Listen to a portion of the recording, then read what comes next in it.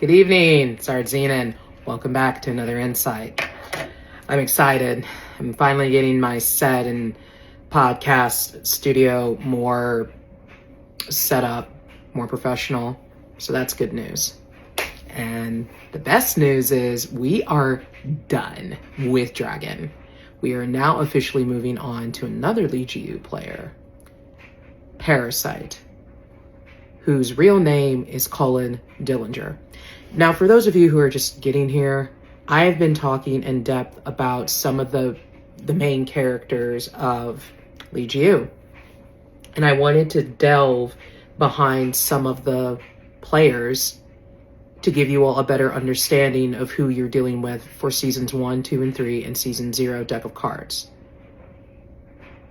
Because I was talking about Dragon in the last 4, possibly 5 or 6 vlog episodes, I have mentioned Parasite multiple times. Multiple times I've mentioned this man. Parasite, out of all of the kings and all of the queens that are in LGU, I think the king whose name I forget for deck Regicide, Dragon for deck Shoto, and then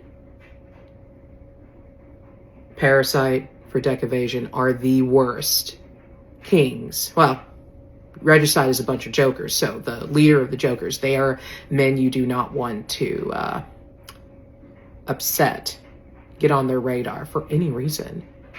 But Parasite has transformed significantly since Season 1's manuscript, making him all the more mysterious, powerful, desirable, obnoxious individual among all the other players in LGU. I'm going to read you his full bio, the full bio. Usually I don't do that, but for this particular delve behind this character, you are going to need all of his backlore, which can be found on the website.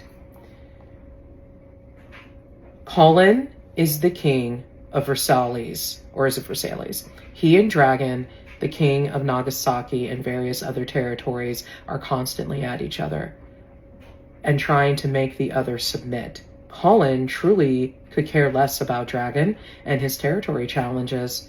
He also doesn't care about players, their ranks, or their progress in LGU. He himself doesn't consider his wins, territory achievements, or his title as a king worth his time. Cullen is tolerating players, Dragon and the T-Council altogether. Cullen never wanted to go into LGU and wouldn't be a player if it wasn't for his late wife, Monique. Pay attention. Readers, fans, visitors, pay attention to this particular person, Monique. Monique was a high-ranking player of LGU. When she met him in Outer World, she was a queen, and he was a bystander citizen who lived a simple, quiet life as a French historian who occasionally went on walks with his Burman cat. Pause. I forget to do this every time. When there is a Christianized character, I want to open up and go, fun fact. I forgot to do that for Parasite. Fun fact. Parasite is the Christian version of Mark Jefferson from Life is Strange. Deja Chamont is the Christian version for Chloe Price. Maxine Sarsfield is the Christian version of Max Caulfield. And Dragon... No, he didn't have a Christian version, so scratch Dragon off. But yeah, these are the people who I designed to counter the individuals in the secular franchise Life is Strange. The first Life is Strange, with Max and Chloe being the primary characters and Mark Jefferson being the protagonist. When you see his art, you'll understand. He's wearing all black. And he has a very disturbing past. So I open up on the website with this introduction saying he's just this innocent bystander of a citizen. No, he's not. If you all don't know who Mark Jefferson is from Life is Strange, I dare you. I'm going to double down. I dare all of you who do not know Life is Strange to go Google Mark Jefferson, comma, The Dark Room. That's all I'm going to say. And then you're going to find what I did with Cullen Dillinger. I took it to a whole nother level. But Mark Jefferson was his inspiration, and he's his holy counterpart. And after you see who Mark Jefferson is, you might think, how did Artzenin do that? But I did. I managed to Christianize even someone as dark and twisted as Mark Jefferson from Blackwell. I'm so proud of myself. Going back to his bio. Monique would go out into outer world and disguise herself just so she could see Cullen. Eventually, Monique worked up enough courage to go up to him and introduced herself, and that's all it took to win him over. Just a hello and a smile. In the beginning stages of their courtship, Monique didn't reveal who she was or the secret life she lived as the Queen of Versailles. The closer they became, the more Cullen spoke about his deepest, darkest secrets. When Monique learned about Cullen's past, his childhood and former career as a realism artist at a private academy 6 years ago, if that isn't the best cameo shout out to Mark Jefferson, I don't know what is. She was speechless, a little disturbed to discover that Cullen wasn't the gentleman she perceived him to be at a distance. She learned all of these disturbing details on their 10th date. On that 10th date, Cullen believed they were at a stage in their courtship as well as their friendship that he could confess his past sins to Monique in full detail. He revealed to her that he had a dark, uncanny hobby. He had a passion for capturing the emotion of fear on the face of a person in the style of realism. Monique didn't quite understand what realism was, so she asked him to explain it to her. Cullen was delighted to explain the process of realism and informed Monique that realism depicts the subjects in artwork with a high degree of accuracy and detail, focusing on everyday scenes and ordinary people or animals, essentially trying to represent the world as it is seen by the naked eye without ideation or embellishment. Cullen didn't want to capture just anything. He wanted to catch fear and bring that fear out on a canvas. He insisted that he could take anyone and any creature into a room. I'm not laughing at just to laugh. Google Mark Jefferson. And you're going to appreciate the Christian version of who that man was.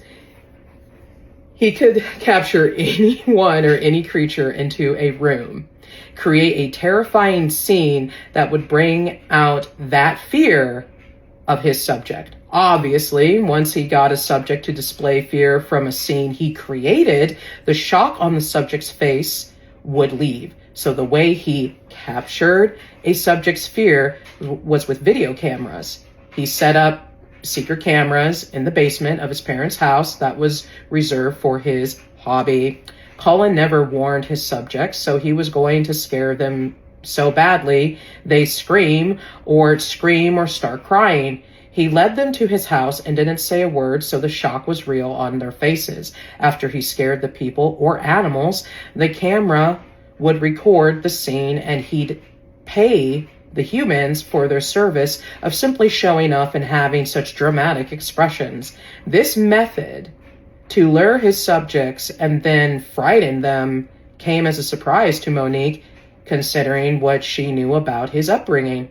Cullen grew up in an agnostic home. His parents loved him, but he wasn't close with them, and he chose to separate himself from his peers at school from an early age. He never attempted to make friends, invite people over, or form cliques with boys or girls at school because he saw people as potential targets for his future hobby of his. He made a rule for himself: only invite subjects over, never companions. Yeah. Ain't that something? He was a realism artist as an adult, but as a boy, he studied realism and didn't paint until he was a teenager. During his freshman year, Cullen did ask some of his peers to be his model of inspiration for him at his house, but only when his parents weren't home. After graduation, he got into college, obtained his bachelor's degree in art, and acquired all the required licenses and completed teacher preparation programs, etc. After this milestone, he got a job at Inkwell Academy. Another shout out there to Life is Strange, a private institution in Versailles that specialized in training up artists of various fields. It was there Cullen took his hobby to a new level. He wasn't sure where the dark urges came from, and he didn't bother to investigate into his mental health to find out. All he knew was he liked the thought of murdering his subjects after capturing the fear on their faces. He had developed a photographic memory during his college years and used that talent when he lured what would now be called a victim rather than subject to his personal residence on campus. He only went after students he knew no one would notice or miss, at least not in the beginning. The artwork that Inkwell Academy had displayed in large canvas signs on canvas were his masterpieces. The school was so impressed with his pieces, they wanted to show their appreciation by showcasing Cullen's masterpieces on campus. What Monique learned, that no one else to date discovered, was each man or woman in those paintings were his victims, and the horror expressions on their faces was what Cullen saw before he murdered them. Monique knew she should have been disturbed by these revelations, but she was and actively was a queen in Lee Ji-yu, so that said a lot. In some ways, Monique was relieved. If Cullen had that kind of past, then her present life in Lee Ji-yu wouldn't be an issue or come as a shock to Cullen. The realm of Lee Ji-yu was bloody, scandalous, illegal, immoral, and straight up demonic. Yet Cullen was sitting across from her on their 10th date, calmly retelling those stories like it wasn't anything special. He never did tell her when he quit his job and resigned, but she was confident that he made his exit when authorities got closer to learning who the serial killer was. Since Cullen didn't bring or share where he had disposed of the bodies, Monique did not ask him. She did something better than pry for more information. She asked him to marry her, and following her proposal, she slid a black rectangle card across the table with a gold frame, with a parasite head in the middle of the gold frame on the back of the card. Monique finally told Cullen who she was, what she did for a living, and formally invited Cullen to come home with her to her territory base, marry her, and become Deck Evasion's king and Lee Ji-yu. Now, I'm going to stop here because we're almost out of time. Despite this dark, jaded introduction, this is how Cullen's beginning starts. He was a quiet kid, and it went from, I just want to record animals or record people, and it evolved into something sinister. Why? Because demons don't let you stay at one level. They want to push you to the maximum level possible to make you a sinner in the eyes of Elohim. Cullen gets saved later. We're nowhere near you discovering how this man gets saved. It's very sad what he had to endure and witness before he gave his life to Christ.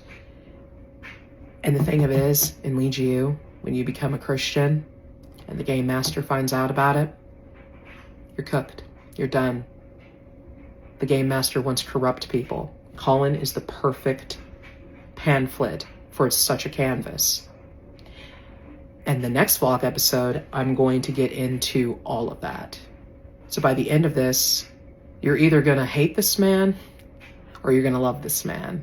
And considering that his model is Mark Jefferson, I'm more than prepared for the hate mail when this takes off and gets popular. I'll see you in the next update. Much love. Bye.